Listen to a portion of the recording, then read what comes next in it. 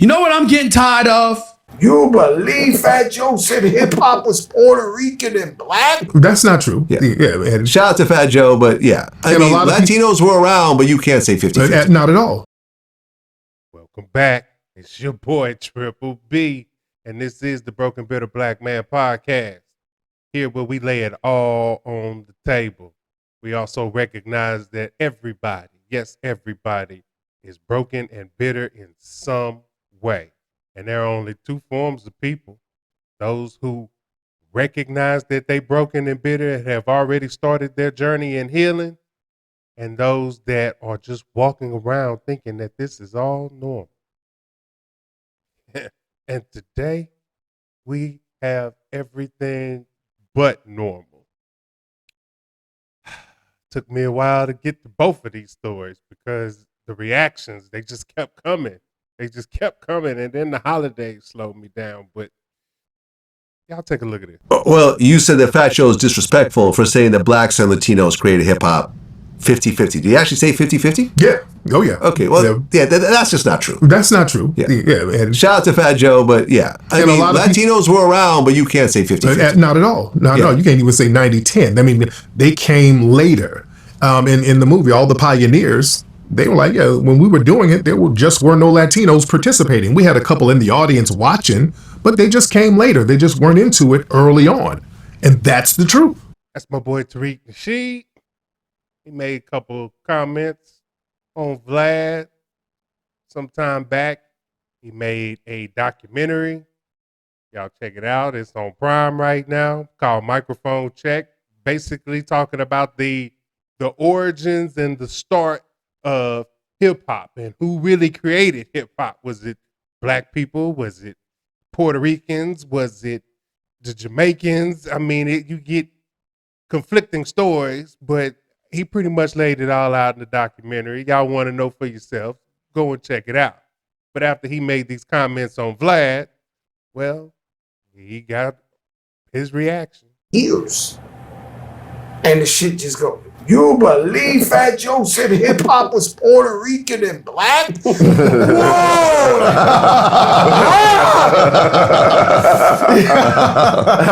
My God, the world changed on me, nigga. I'm like, yo! No, you know what? Where you been? Let's get into that. Because I think people outside of New York, it's hard for them to understand, Puerto Ricans, Dominicans, Trinidadians, Jamaicans, Guyanese. First of all, let's start by this.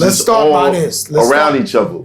I hate to cut off Math Hopper and before Fat Joe goes in on his rant or whatever, but we outside of New York, we do get it.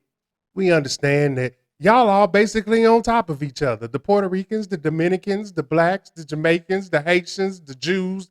Well, probably not the Jews because they got their own section, but we understand it. We get y'all all together. Y'all all mush. Whereas in the South and towards the West, we either spread out or we got our own sections. This is what we don't get. Let's start by this. These rumors were made by radical black racists. Let's just say that. Radical black racist. That's what I'm and every other FBA person is trying to understand. What do you mean by radical black racist? I mean, are we about to start an uprising? I mean,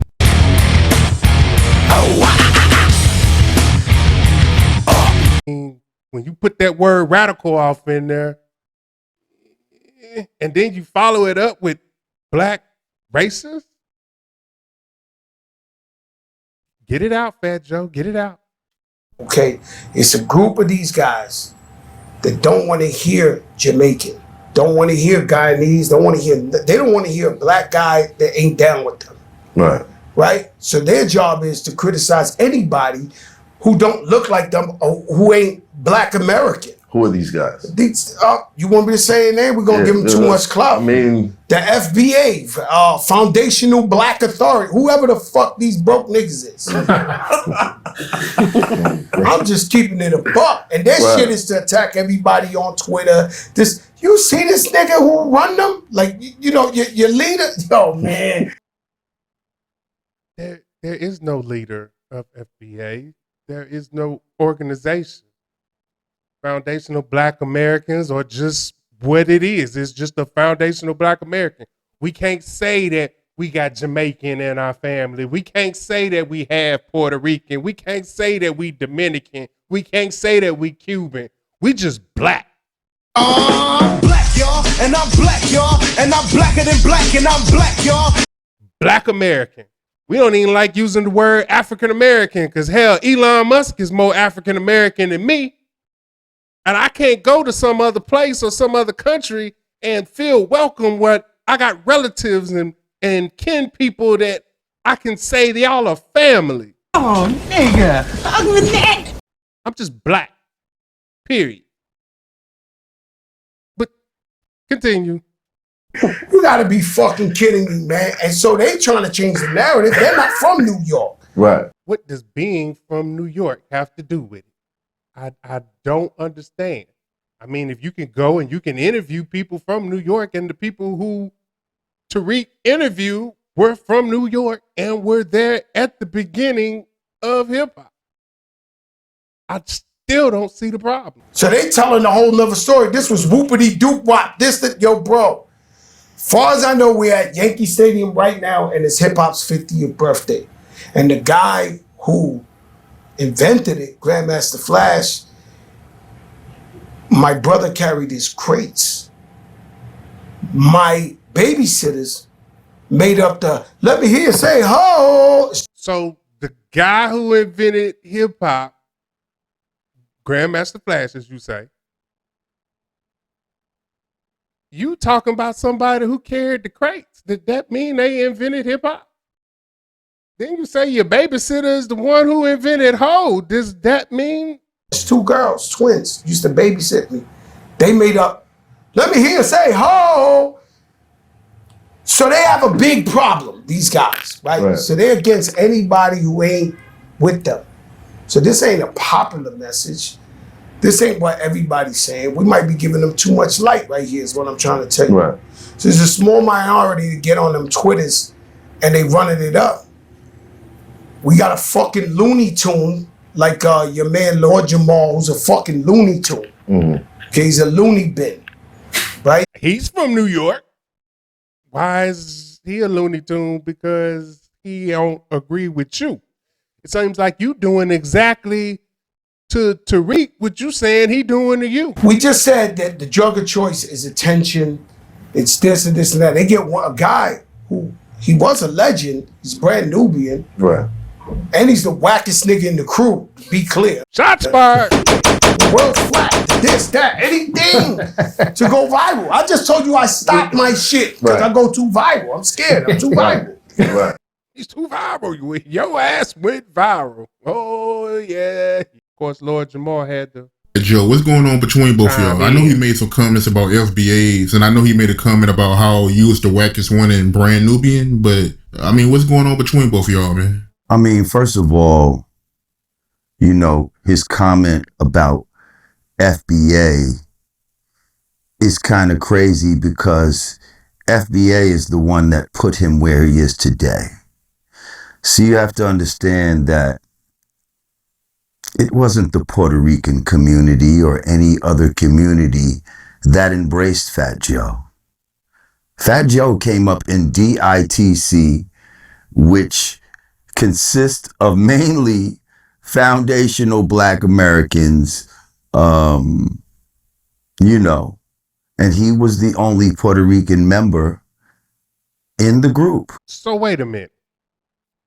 You came up in a group where it was all Black people and you was the outsider. So it's kind of ironic for him to attack foundational Black Americans with his rhetoric. He sat there you know, and as a white Puerto Rican, you know, he sat there and used the word nigga more than niggas used the word nigga. In a room full of niggas, and not a nigga said nothing. You know, sometimes growing up in the South, you know, we grew up around Mexicans. If you grew up in the South, you grew up around Mexicans. And just like in New York, we were kind of mixed and mingled, you know, so you were accepted.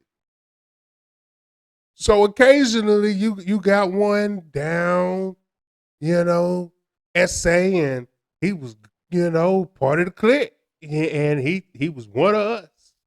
And unfortunately, they would just throw that word around, and it wouldn't bother you. You'd hear it and you cringe a little bit, but it ain't till shit hit the fan or something go down, and then it's time to decide on which side you on, and they were always gonna choose their side, and we had no choice but to choose our side. But then we like, well, damn, you was just throwing around the N-word like you was one of us. They just let him nip it up.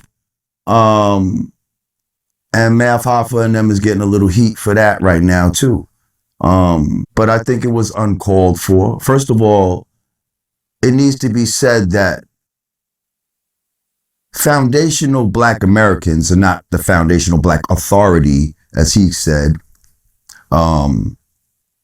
is not an organization.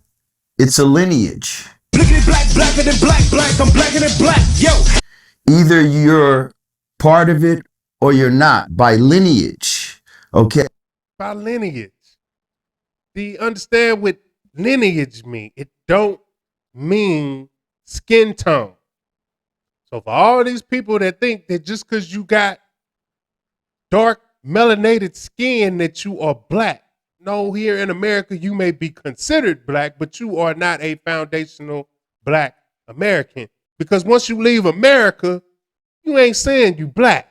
You saying, oh, I'm Nigerian. Oh, I'm Jamaican. Oh, I'm Caribbean. Oh, I'm from wherever the hell else you from, but you don't always say that you Black.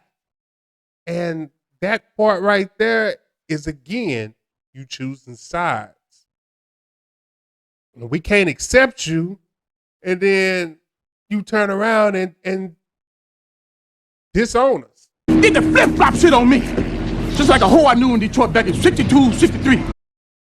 Because the Jamaicans will be quick to tell you, I ain't Black, I'm Jamaican. Okay, how your ancestry, where your ancestry takes you. So, you know, there's about 48 million people that would be considered foundational Black Americans, and he's disrespecting all of them. There is no leader to foundational Black Americans. Tariq Nasheed is not the leader of foundational Black Americans. It has no leader. Again, it's a lineage. There is no organization called foundational Black Americans. It's just what you are. Black, y'all, and I'm blackity black, and I'm black, y'all, and I'm blickety black, black. I think this was a good example of how money creates a certain form of arrogance, where you have a lack of self-awareness as to who you are and who you really stand for inside this industry. Like, he thought that because he had more money than me and platinum records, that somehow he was more influential than me, and that he was a bigger, you know, that he meant more to the hip hop culture. And he found a rude awakening by saying that nut ass shit that he said. Dare I say, you, sir, were the wackest one.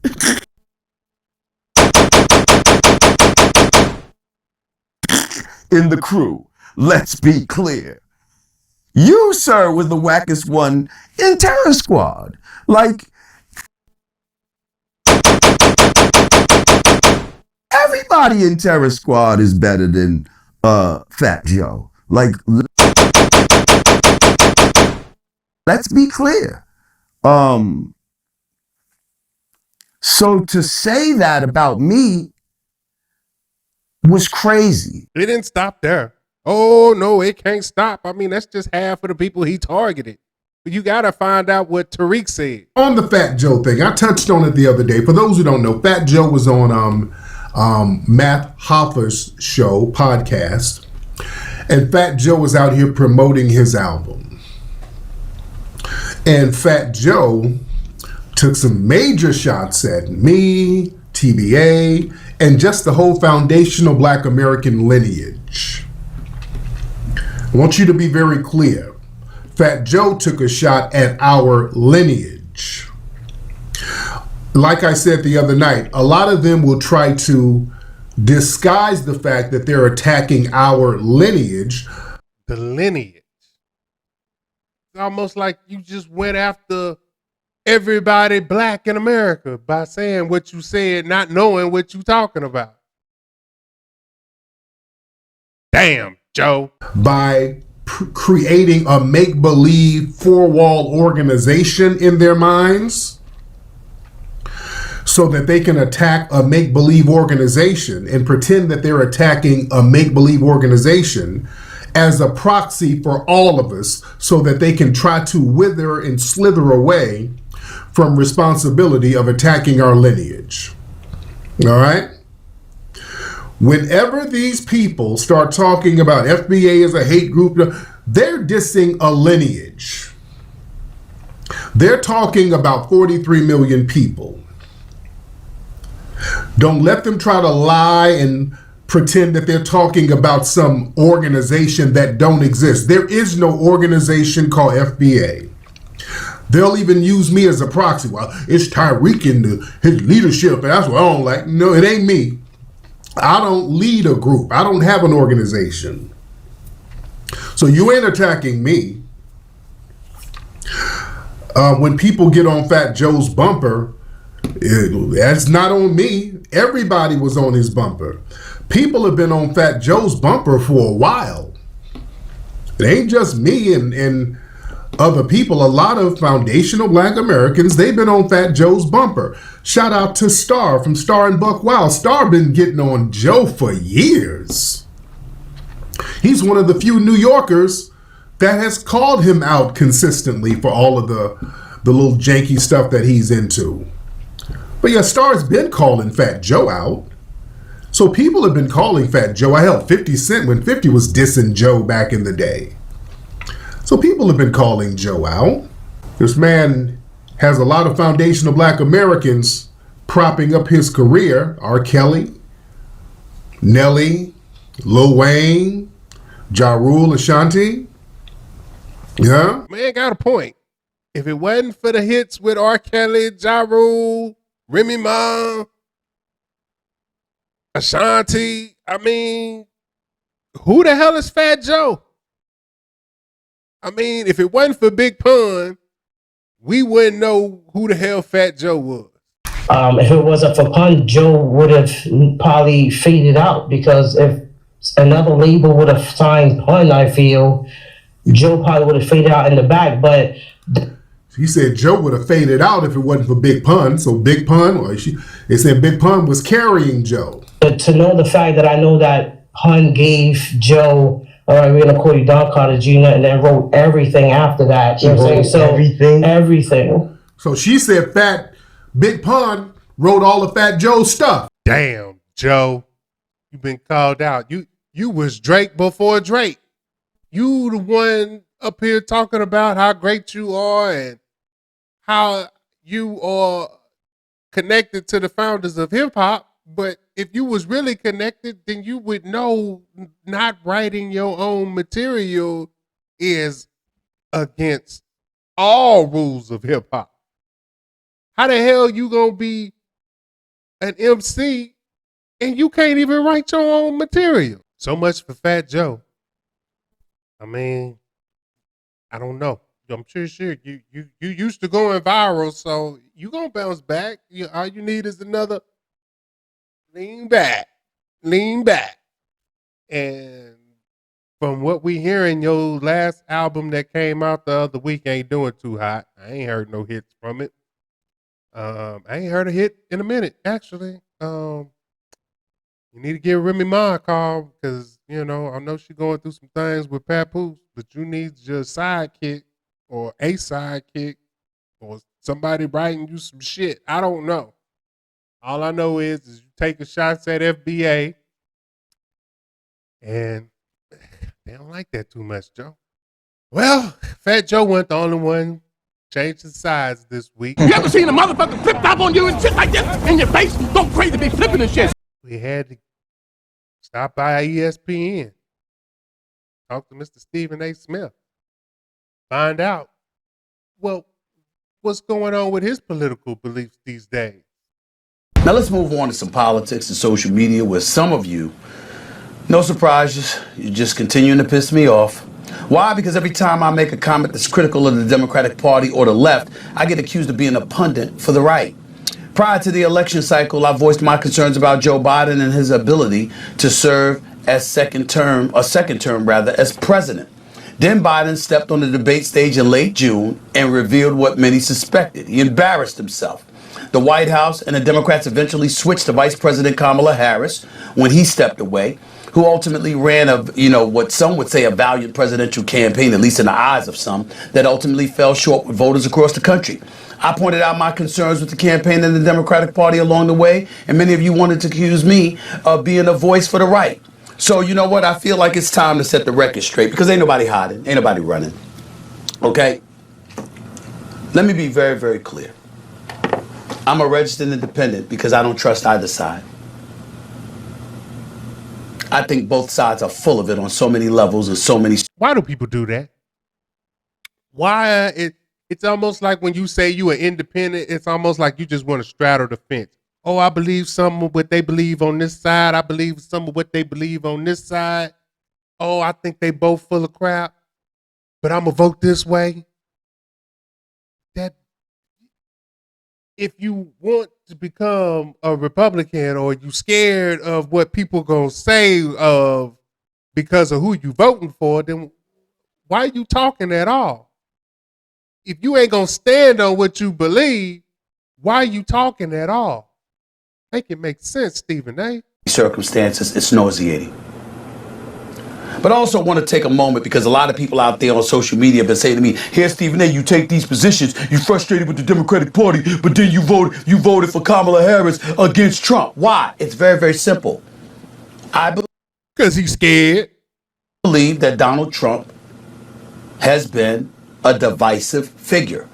And I was thinking coming into this election that the last thing we needed was 4 more years of what we saw the last time, where there was so much strife and so much division that even though the economy clearly was doing well under his watch before COVID struck, it was. Just want to point out that he said that the economy was clearly doing well under his administration before COVID hit. It's just too much for the country to take.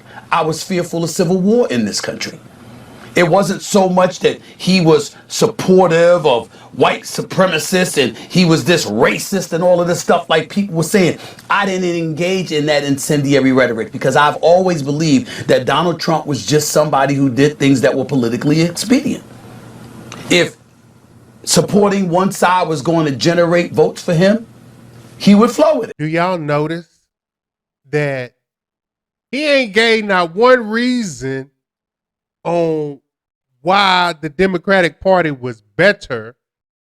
He does just like every other liberal and talk about Donald Trump and how evil and how white supremacist and racist Donald Trump is. That ain't got nothing to do with why you voted the other way. And then you went and you circumvented all of that to get to pardon your son Hunter. Since you were willing to do that, if I was President Joe Biden, I would pardon Donald Trump. I'm going to say it again. I would pardon Donald Trump. That man said if he was Joe Biden, he'd pardon Trump. Now, damn, wouldn't that be the plot twist of all plot twists? For one reason and one reason only. To move the hell on. Enough's enough. enough's enough. And now here we are yet again finding even more evidence to Donald Trump's claims when he articulated that process is rigged. My big issue is that I'm really, really sick and tired of every time I turn around finding something else that the Democrats have lied about. You're lying to me. Why? You're lying so much. Why? You're making it hard for me. Or downplayed or misrepresented along the way. I mean, I see Republicans like Megyn Kelly or Officer Tatum or Candace Owens or, the Sean Hannitys of the world. You know what I'm getting tired of? I'm getting to the Democratic Party. You know what I'm getting really pissed off about? I'm getting really ticked off at every time they open their mouth about something pertaining to y'all, they seem right. Every time they open their mouth about y'all, they seem right. Well, damn, Stephen A. It's too late now. The election over with. You too late to catch up now. Where the hell was you at before the election when people was pointing out all the lies that the Democrats were saying? Where was you at, Stephen A? Make it make sense. Everybody saw it. Well, I ain't gonna say everybody saw it. Just only 75 million people, they saw it. And I'm pretty sure a lot of those Democrats or a lot of those people who voted Democrats, they saw it too. They just didn't choose to believe it. They thought that how dare the media would lie to them. How? It's not possible. The news always tells the truth. To make the case that the right had a monopoly on insidious, evil tendencies, corrupt tendencies, duplicitous, hypocritical, untruthful tendencies. And every time they made those accusations, we turn around and find out that at least some of them are guilty of the same. It's like you said, though.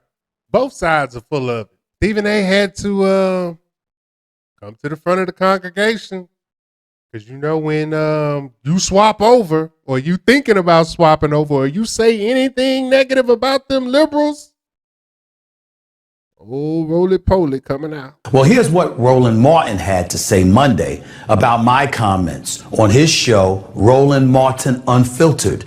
Take a listen. I have no idea what the hell Stephen A. was just talking about. I know Stephen A. I respect Stephen A. Stephen A., you know sports. On this, you know what the hell you talking about.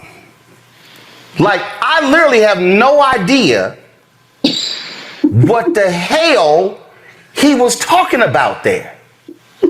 How he's pissed off and the Democrats and Trump said stuff was rigged. And y'all, MAGA is running that clip everywhere.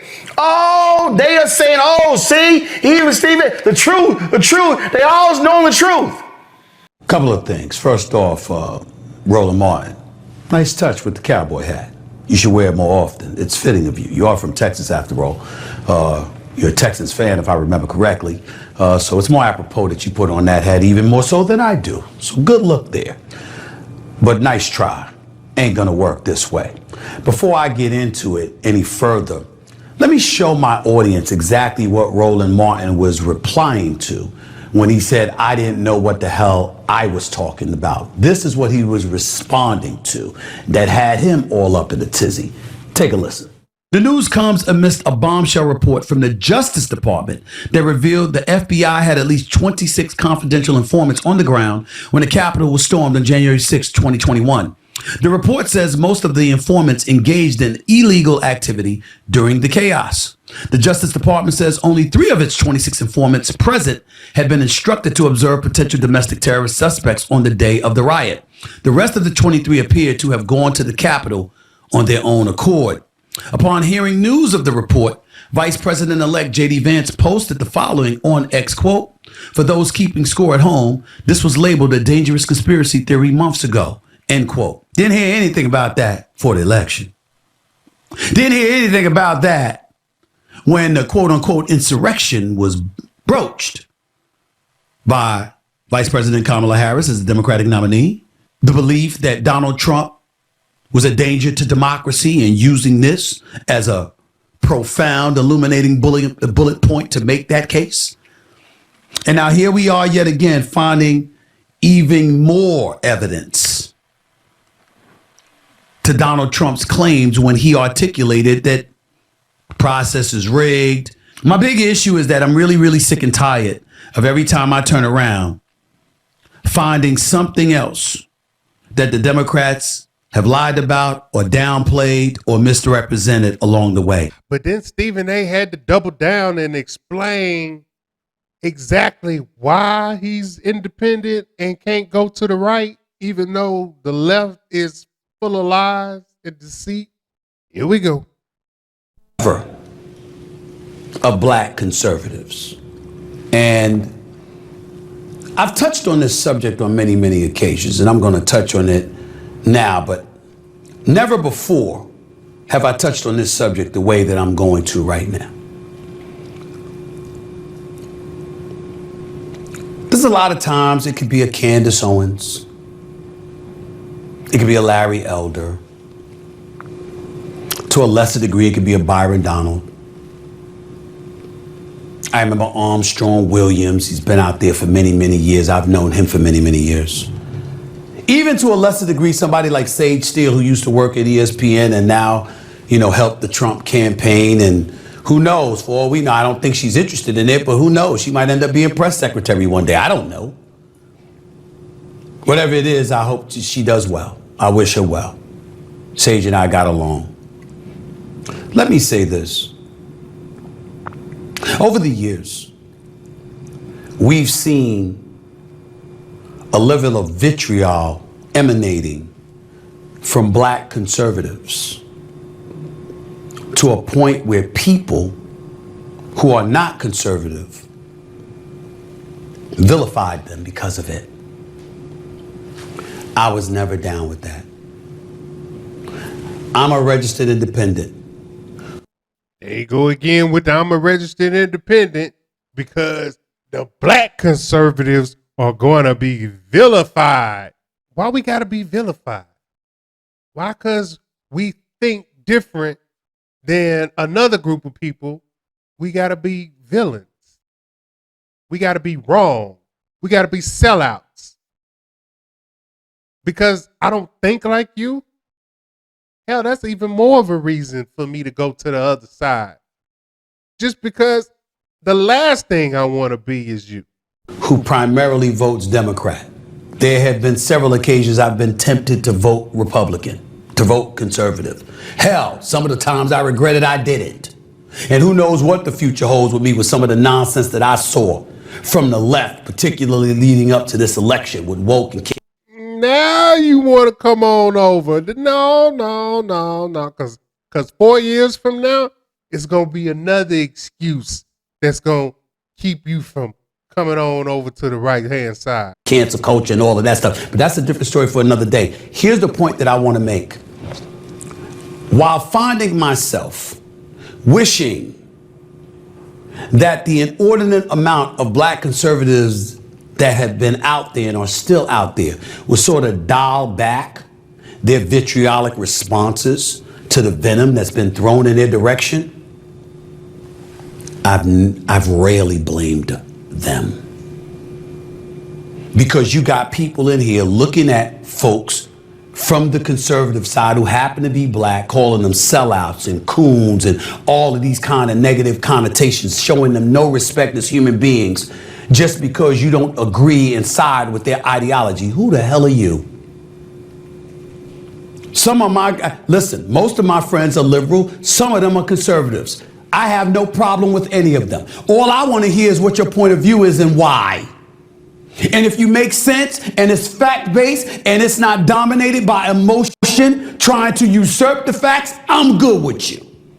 even if I don't agree with you, because I know your position is based on fact. And for folks outside of the conservative community to look at people who are black and excoriate them just because they're conservative, who the hell are you? Where are your facts? There's a lot of... They ain't got none, Stephen A. Because anytime you ask a liberal why they liberal, most of the damn time they can't tell you. Most of the time they tell you they only voted for Kamala because of Trump. Most of the time they tell you, oh, well, you know, my family's just always voted Democrat, so I'm a vote Democrat. But you don't know no policies. You don't know. And then here's the killer part right here. When you ask them whether or not they know what the difference between a liberal and a conservative is, half of them don't know. Half of the half that do know are actually conservative. Their beliefs are conservative.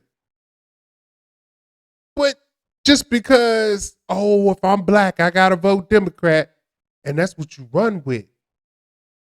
But you don't even know what you're voting for. It's almost like you wasting your damn vote. But then you talk about people who don't vote. Well, hell, what's the point of voting if you voting for some shit that you don't even know what you voting for? The history that goes into stuff. You can see it one way or another, but it's undeniable that bipartisanship played the role. Civil rights legislation, voting rights legislation, affirmative action, and things of that nature. Conservatives did play a role in some good things that happened in our society. Shit, played a role. They did all of that, Stephen A. Your civil rights came from the Republicans. The slavery came from the Republicans. Can one Democrat give me one positive thing that they've done for black people to make black people continuously want to vote Democrat? The KKK, Democrat. Welfare, Democrat. All the things keeping you poor and distressed, Democrats. Hell, look at all the major cities that are Democratic. You got high poverty, high homeless rate, education school system sucks. What are y'all looking at? What are you paying attention to? Because the damn show ain't the policies of the left. You just voting with them because I'm black. Y'all let any damn body in. The left and Democrats have been hypocritical in certain respects. So if we're going to call balls and strikes, call balls and strikes. But we didn't do that. And we never do that when that comes to black conservatives. And don't use this as an opportunity to say, Stephen A., oh, he's a conservative. Well, damn it, I'm not yet, but I might be one day. What you mean yet? Come on over, man. Come on over. Officer Tatum had to chime in and give his point of view and his reaction. I mean, since Stephen A. did bring him up, he had to show him a little compassion, a little empathy, and say he shares his same pain and what he went through when he decided to flip-flop. The flip-flop shit on me. I'll say this to Stephen A. So if anybody is Stephen A. watching it, Stephen A., I know the feeling because this happened to me when in 2015, 2016, when Barack Obama was bashing police officers.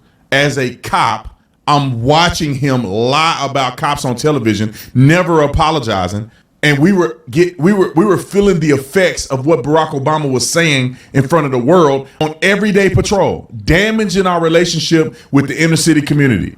Every black person wanted to fight me because they heard all this misinformation put out by the media and Barack Obama. And I said, I never support a man or a woman, any politician that won't stand up for the men and women that wear that uniform. And that's amazing how us as black people, we will just get a little piece of information. We won't even have all the damn facts, won't even know the whole story, but take a clip and we'll go after somebody with just vengeance just because you think, oh, they're against black people, or you think somebody is out to get you, or you think somebody is suppressing you. The light bulbs start going off. Well, what else are they lying about? He's lying to me. Why? You lying so much. Why?